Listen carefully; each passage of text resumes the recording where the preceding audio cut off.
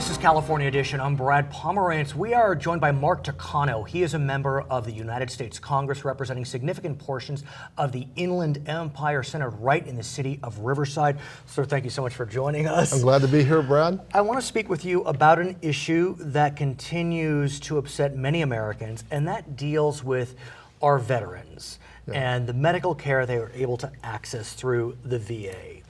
What can you tell us about what you're hearing? Not what we're hearing, and on the angry cable news shows, but what you're hearing from your constituents about the VA crisis. Well, unfortunately, what people are hearing, a lot of it may be true. They may be hearing some exaggerated accounts, but I have to say that I've been dismayed and disturbed by what I have heard come out of Phoenix. I've sat in some long hearings. I don't know, I've had 4 or 5 full committee hearings. You're a member of Veterans Affairs? I'm on the Veterans Committee. Okay. It's a position that I sought. Right. I had contemplated giving it up. Once I had gotten a new assignment on the Education Committee, I had to give up one of my 2 existing committees. I started off on the Veterans Committee and the Science Committee. And I just knew we had so many veterans here in the Inland Empire, especially in Riverside County. Well, both counties, Riverside and San Bernardino. Sure. And I'm so glad I did remain with that committee because there's so much important work to do. And right now, it's so important that the committee fully investigate what went on in Phoenix and to understand to what extent the gaming of wait times, the cooking of the books of wait times has occurred at other facilities. And what's most disturbing is the prospect that some of the managers game the system for their own monetary gain, and that's just simply wrong. But what I'm wondering is can an investigation be done in such a way that we will get a nonpartisan answer? Because frankly, I don't care if it was a Democrat or Republican who gamed the system. Someone gamed the system, it appears, and the head of Veterans Affairs lost his job as a result. Yeah. It became very, very political. This is not a political argument. These are our veterans. Well, Secretary Shinseki, I believe, was an honorable man. He served our country mightily, as on the military side. You might recall that he was the one that told the truth when asked about what it would take to be successful in Iraq. And his estimates of the number of troops that we needed was far more accurate than Donald Rumsfeld's. And he served our country mightily. He paid a price for his honesty. Sadly, I just wish that we had people with that sense of honor serving in some of the management spots. And it's not, I'm convinced it's not the entire VA. We have plenty of doctors and nurses and managers that are doing really good work. But what about the investigation, though? Because again, the investigation has become highly politicized.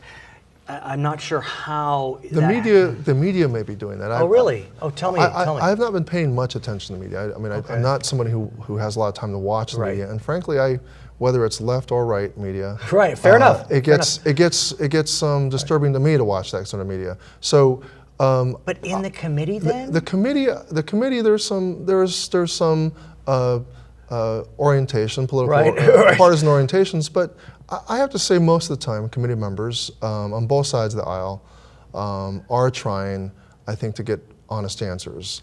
And there's some grandstanding on both sides, but I go to the committee meetings prepared with questions that I want to have answered.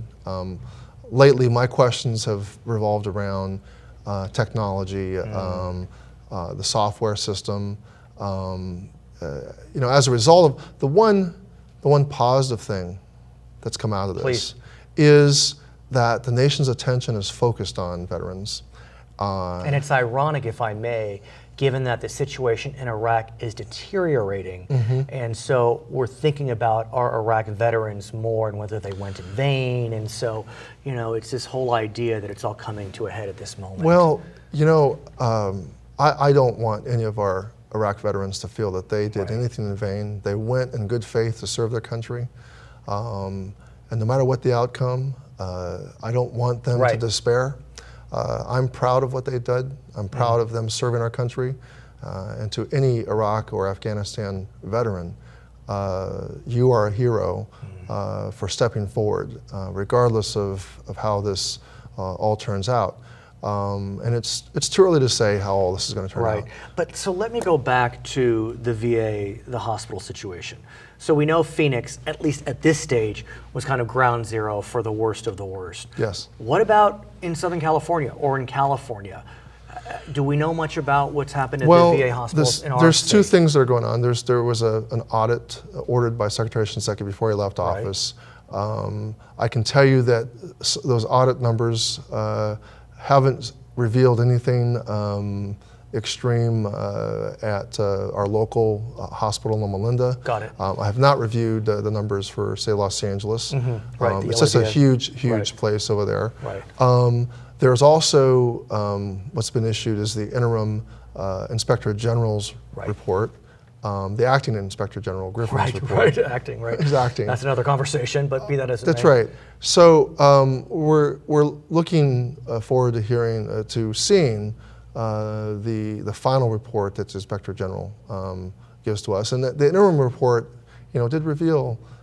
He did validate some of the concerns of the whistleblowers. So, what is the issue, if we know yet? I mean, is the issue just scoundrels trying to get bonuses, or is the issue truly there are not enough medical professionals to serve the needs of our veterans? Well, I think the honest answer is both, and I think that's what the theme that's emerging from the hearings. And I think if members of Congress on that committee are honest, that certainly none of the members on my side of the committee, the Democrats, are saying that nothing bad happened with the manipulation of data or the gaming of the system.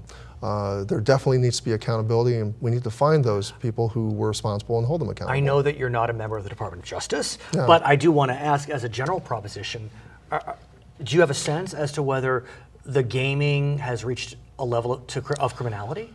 Well, what I've heard is that various agencies who have law enforcement authority are looking at. That's fair. Are looking. But I think also what also revealed in testimony and the AG's report, the Inspector General, the IG's report, is that there's also a shortage of physicians. The frontline providers have said there's a shortage of slots. Now, is there some inefficiency in the system? Yes, there probably is. Is there, could we do with more support personnel that would enable physicians to see more patients in a day? These numbers are, I think, these statistics aren't hard, but I think it's also fair to say, and I hope my Republican colleagues would also, I think, accept this. And I think some of them do, that there is a shortage also of physicians. Look, the nation itself is facing a shortage of providers, especially in primary care. And especially in the Inland Empire. Well, that's the next point I was going to make. Right. If the nation is facing a shortage, the Inland Empire is facing a special shortage. Thank God UCR Medical opened. Well, that should help. Well, the UCR Medical from day one, the medical school officials, the number one concern after they got the funding from the state to make sure that they could stay open and be accredited was for what's known as GMEs, graduate medical education slots. No, after 4 years of med school, doctors still need to go to 4 to 7 years Hopefully they'll stay in the IE. Of residency. His name is Mark Takano, member of the U.S. Congress. My name is Brad Pomerance, and this is California Edition. What is the size of the veterans population in the state of California? 1.5 million, 1.8, 2.1, or 2.5 million? The Veterans Administration estimates that approximately 1.8 million veterans are living in California. It's California Edition. I'm Brad Pomerance. Mike Gardner is with us. He is a member of the Riverside City Council. And Riverside, like many cities in California, is grappling with whether they should continue what's known as a red light enforcement program. Red light cameras became quite popular over the last 5-10 years. There's some controversy surrounding them. Before we get to the controversy, explain the red light program, how it operates here in Riverside. In Riverside, there are a number of intersections where there are red light cameras that the city pays a flat fee to the provider, a company called Redflex, to have. They don't get paid per citation, they just get paid a flat fee for operating cameras at intersections. Some red light camera companies get paid per citation? Some Interesting. have been paid by citation, and obviously One could say that's a conflict. yes. So we've avoided that issue. Okay. By that. Redflex's staff reviews every camera activation and says, I think that's a valid violation, and they send it to the city and say, we think you should issue a citation. Unlike many localities, Riverside has retired police officers who review each of those camera activations that make it through the Redflex sort, and they look at it and say, yes, that's a valid violation, I'm going to authorize the citation, or no, I don't think that's worthy of a citation. Of the camera activations in the city, less than 25% become citations. How is that possible? I mean, it would seem to me, if the camera is activated, the person crossed the line when the light turned red. So how is it 75% are getting tossed out? There really are two things. I think the majority are people who make a right-hand turn on red and don't quite come to a complete stop. And so The it's camera, unclear. right. I mean, technically it's a violation. Right. It may, if you're going very slowly, Right. you've almost stopped and there's nothing coming, it may not be in fact a traffic hazard. If you roll through at some speed, Right. that is a traffic hazard Okay. and worthy of a citation. The other one that will trigger the camera activation is if the front of your car goes over the limit line before you stop. So if you're 6 inches over, you're probably not really a traffic hazard, but technically I you've see. created a violation and you triggered the camera. But you didn't go through the red light. Right. But the camera. You went over the right. line. You know, Right. if there's a pedestrian there, that's an issue. If there's Right. nobody there, it's really not so much a hazard. And so those are the ones that get discarded and don't become a citation. For those intersections where there have been red light cameras, have you seen a benefit in terms of safety? Has there been a decrease in collisions? Yes. Collisions of all types. There was a slight uptick of rear-end collisions as the system went in, and Oh, I that's see. one People thing got- that right. people argue that Got spooked, that's right. a problem. And in Riverside, statistically, there was a slight uptick in rear-end accidents because people know there's a camera there, and Right. yellow comes on, you slam on the brakes, and the guy behind Right. you is not paying attention, and Right. they hit you. But They have gone down every year since. Our camera system's been in place for about 8 years now. and is there a sense that there's a causation between the red light camera and the decreasing collisions, that there is a correlation? I think there is. There are those who argue, no, people are driving less, gas is more expensive, the economy was down. You know. And there's not a way to sort out in the statistics what the actual cause is. But we've seen citywide a 27% decrease in reported injury or reported intersection accidents since before the cameras went in to today. I mean, couldn't one just do a simple comparison? Look at an intersection where there's not a red light camera, look at one where there is. If there are less collisions at that intersection with a camera and not at the other one, it seems like that's obvious, no? It does. And To me, it makes sense. Has that analysis been done, do you know? It has, and accidents are down more at intersections with red light cameras than across the city. But they are down citywide, and I think that's partly driven by the fact that people know there are red light cameras in the city, and so they're a little more careful. Yeah, I have to say, I mean, when I see a camera in the distance, I do notice it, Yeah. you know, and I'm a little more cautious. But that's just me. I'm just one person. I'm not taking a position on red light cameras, but it's Precisely. hard to deny Yeah. that if you see that big white, flash. Right. All that said, there are issues with red light camera systems as they are mandated to operate in California. So let's talk about that, because now there is a question about whether the red light camera program should continue in the city of Riverside. Many cities are going through the same heartache, same machinations over red light cameras. Yes. So what's and happening? this vote is about to come to the council. Right. In fact, by the time this airs, It may have we already may have happened. voted. So let's talk about, though, the Right. issue in the most general There sense. really are two issues, I think, involved. One is a police officer in the field has the authority to decide on the rolling right turn, or California stop, as they sometimes are called, to cite a person for an unsafe turning maneuver as opposed to a red light camera violation. The fine for that is lower.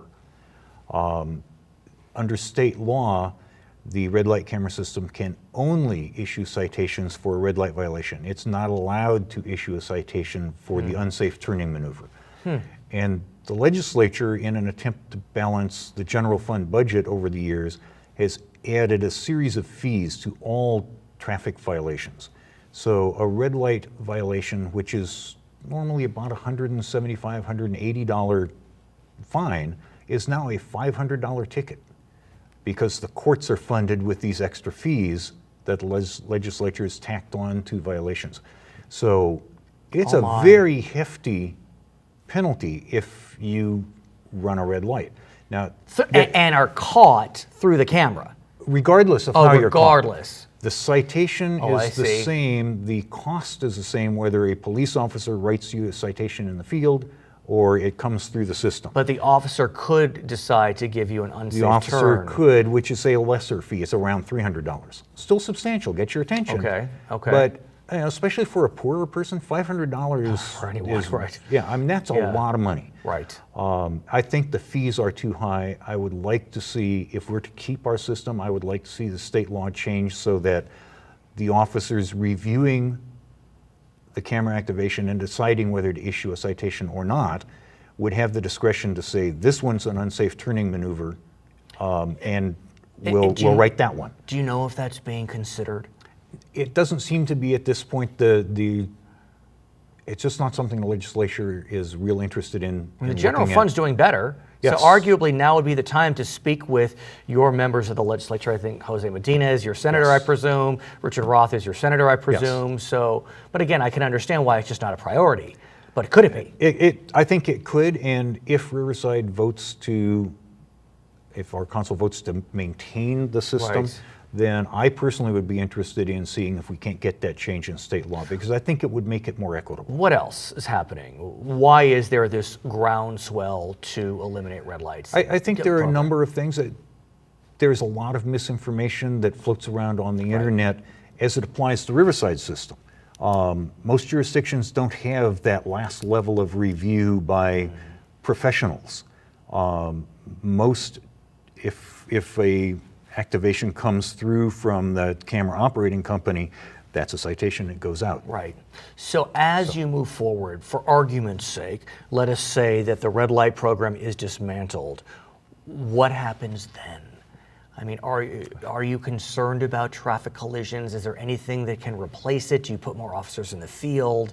What do you do? We don't have more officers to put in the field. And we'd like to have more, but a police officer is an expensive Right. city service. Right. They have good benefits, they're fairly well paid, and they have all the equipment that goes with them. So putting a police officer in the field is pretty expensive, and they're hard to recruit good ones. Sure. Will it be a hit to the general fund of the city of Riverside? Or is the city A making minor, money? it made a little bit of money this last year, but that really is not the emphasis in Riverside. That's one of the things that's on the internet, though, is that it's just a moneymaker for local jurisdictions. Okay, his name is Mike Gardner. He is a member of the Riverside City Council. My name is Brad Pomerance, and you are watching California Edition. In what country were red light cameras first developed? The Netherlands, New Zealand, the Soviet Union, the United States. Red light cameras were first developed in the European nation of the Netherlands. This is California Edition. I'm Brad Pomerance coming to you from our Inland Empire Bureau, and we're with Mike Souborious. He is a council member in the city of Riverside. And I want to speak with you about an issue that is playing out throughout California, throughout the nation, and it deals with red light cameras. I ask you not only as a Riverside City Councilman, but as a former police officer. Yes. Did you do highway patrol? Yes. So you really know from this area. Yes, 29 years. Right. So before we talk about whether you support red light cameras or not, give us a sense of exactly how red light programs work. Well, in essence, what they do is the municipalities usually contract with a company that will put and install red light cameras at certain intersections that generally the municipality will deem as a area where they've done statistical data, where they think that a number of people are running these red lights, and it does a photographic and video type recording of them and speed at the same time and the light phasing. And then they issue citations based on that. And they actually have people review them that are former cops. I remember when red light cameras first hit, to me it seemed, I'm just a normal guy, it just seemed kind of enlightened. It's like, what a great way to have a second set of eyes. Right. Because look, cops can't be everywhere. And for me, I'm a little neurotic. I see a camera and it makes me react. Yes. But I do know over the last 10 years, there have been some problems with red light programs, not specific to Riverside, but generally. Yes. And so give us a sense of what some of those problems have been with the red light programs. Well, one is the public acceptance. Years ago, Riverside had a speed camera radar that they would actually photograph people on the side of the road. It was usually based in an SUV with a little camera out the back, in the back window. Oh, really? And it would, and they stopped that. It wasn't popular with the residents and the But drivers. is that a reason not to have a program because the residents don't like it? Who would want to get a ticket because the camera sees you get a ticket? Yeah, no, I agree, but really what I found is about 85 to 90% of the people are against them, and what they don't like the red light cameras and the speed radar. For some reason, there's an adversity to a camera or some other than a human giving them that ticket. They don't want to see the cop giving them the ticket, but they have a I problem. actually remember this. I'm sure you've heard this story. This is a few years back, the red light cameras will take a picture of the occupants. Yes. And so a picture got sent to a home, and the occupant had his mistress in the car. And I remember reading that. Yeah, and so the wife found out about the mistress. So now, I guess, for those municipalities that still have them, they'll just show the driver. Yes. They block out the occupant in the car. Yes. But be that as it may, continue, sir. Well, and really what it comes down to is I think the people like to see the officer discretion. They feel that the officer sees the entire picture, not a snapshot of the picture, so to speak. Again, a vast majority of the people that get the red light cameras are usually making a right turn on red. They're not stopping sufficiently. Right. So that is not normally an accident-producing event, such as just blatantly blowing through the red light. And I understand that under state law, as we speak, when a red light camera sees someone making a turn, they must give them a red light violation as opposed to an unsafe turn violation. That's right. So it's the same. But those red light violations are more costly than the turning violation. There's no discretion. Yes, and a number of years ago, I think there was some places in California that had some very violent red light camera collisions, and it was a number of people that were just blatantly running red lights because they wanted to. So they boosted up the fines tremendously as a deterrent, and so they really went sky high. They're up around $550. Right. So when somebody's making a right turn, they get caught in that same issue. And there were some that said, well, how about if we give an exemption or create some kind of law that if you make a right turn on red, that, when you get caught by a camera, it's a reduced fine. That didn't make it through the legislature. And then they say, well, what about if the city of Riverside just says, well, we won't, cite the people or send them a cite for the ones on right turn on red? Law prohibits that. You can't differentiate that red light violation isn't as good as this. Really? It becomes a nightmare for So law. what about seeking review of state laws? Probably not a bad idea. Yeah, it would laws. be. There has been some proposals, but they've all been shot down. So, it's not working. The public's not buying into it. They're just not seeing it as a tool that educates. They're seeing it as a revenue tool. Is that a bad thing necessarily?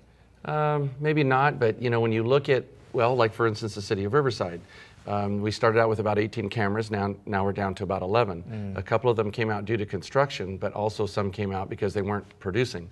And the producing meaning the financial side? Yes, there wasn't a lot of violations at that location. The ideal way to have set this up would be to pretty much all the red light cameras, or let's say the major intersections, and I mean very broad, not just a handful, would have, let's say, stub outs where you could basically cover up like where the electronics are and put a cap on it and just basically move these things around. So maybe if you had 30 or 40 intersections, but you had 12 cameras, you could move these 12 at varying times and post that these are red light camera intersections. Have you thought about proposing that? I think it would be logistically not really, well, right now the program's on the downhill because people are so much against it. Had they done this in the first place, or had municipalities done this and put out, look, this is an educational tool, this is what we're trying to do, we're not trying to just go where they're producing, we're moving them around so that people don't get used to those intersections, to truly make it that enforcement tool. What about data which suggests that where there are red light cameras, you will see a decrease in collisions? Well, that's the data that's out there generally, but most of that data, for instance, in Riverside, when I asked about the data that we had, I found out that they were basing the data on the number of collisions that they had taken reports for at those specific intersections. And when I asked what the number was, it was in the less than 5 per year, like 2, 3. And so because you had a reduction of maybe 1 crash that year, but what's to say that the very next year you could have 2 just because of the... One could argue it's not statistically significant. Exactly. When you have 30 such wrecks, low numbers. Yes, 30 wrecks, 40 wrecks, okay. That shows something, but 1 or 2, it's too small. So it appears, based upon our conversation, that you are opposed to the red light camera program Yes. in Riverside, which could be a little surprising given that you are a cop. Yeah. We're a cop for 29 years. Yes. And so I really Working am... traffic. Yeah, and so I'm fascinated to hear exactly why, in the final analysis, you come down against. Yeah. Part of that is I listen to my constituency base, and Okay. 85 to 90% say, absolutely, we do not like these. And these are people that tell me, I've never gotten a red light camera ticket. I've never gotten a ticket running a red light from a cop.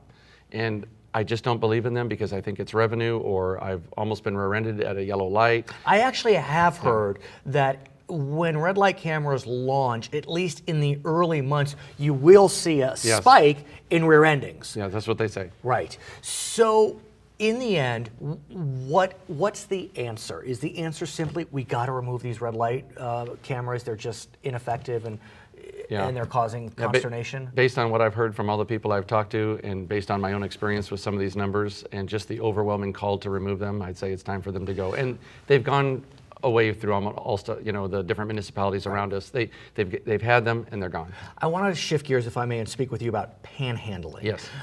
It is a problem in various parts of the Inland Empire, including the city of Riverside. Yes. What can you tell us about a recent anti-panhandling program Yes. that was launched in the city? Well, we had a community livability plan that basically set up overtime monies to augment the Right. troops so that they'd be able to be used Right. from the regular duties that they're out enforcing the laws on.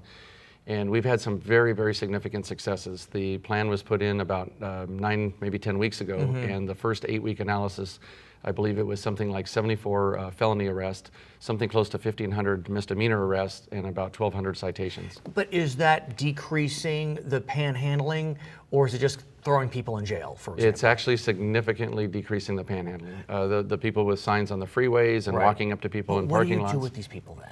Well, actually, they've been cited, or they've been held Right. for the misdemeanor for like 6 or 8 hours down at the jail, and that inconveniences them because that is money lost or revenue lost to them. Sure. And it makes it so that Riverside is not a friendly place to do their trade. But well stated, but are you able to then get some of these folks in programs? Because in the final analysis, I'm sure some are just, thugs and taking Yes. advantage, but others probably do have some Yes. mental illness. Well, what this plan did is it addressed the issue of aggressive panhandling, street thugs, and then you're homeless. And out of that homeless, we've discussed that and determined that there is, you've got mentally ill, you've got your registered sex offenders, you've got people that are really just down on their luck, so to speak, Right. and there are programs for them. And then you've got mentally ill that, comes into a couple categories. They can be medicated and function or non-functional. Service resistant. So will you give us an update on the program as it marches through? Absolutely, will do. Okay. It's His been very name is successful. Mike Souborious. He is a member of the Riverside City Council. My name is Brad Pomerance, and this is California Edition.